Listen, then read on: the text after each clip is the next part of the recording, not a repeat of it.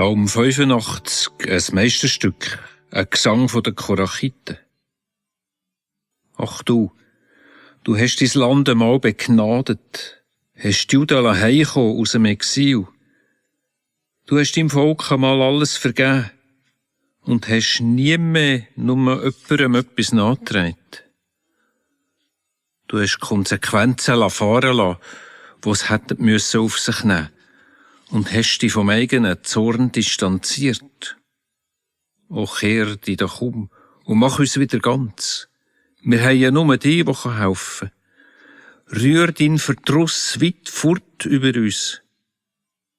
Ist deine Enttäuschung so gross über uns, dass unsere Kinder keine Zukunft mehr haben? Kommst nicht mehr zurück und bringst uns neues Leben, dass wir uns wieder freuen an dir.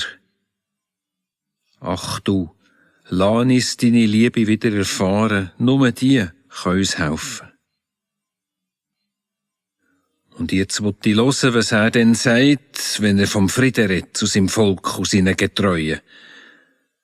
Wenn's nur nicht wieder zu ihrer Dümme zurückkehren, die werden Frieden grad wieder da. Bei denen, die Liebe vor Augen haben.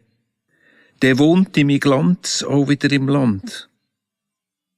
Wenn die Liebe und die Treue sich wieder beknäcknet, sind Recht und Frieden auch wieder eins. Wo wieder Treue sprießt auf der Erde, schaut auch Gerechtigkeit wieder vom Himmel. Ja, dann kommt alles wieder gut. Er selber sorgt dafür, und das Land erholt sich, trägt wieder Frucht.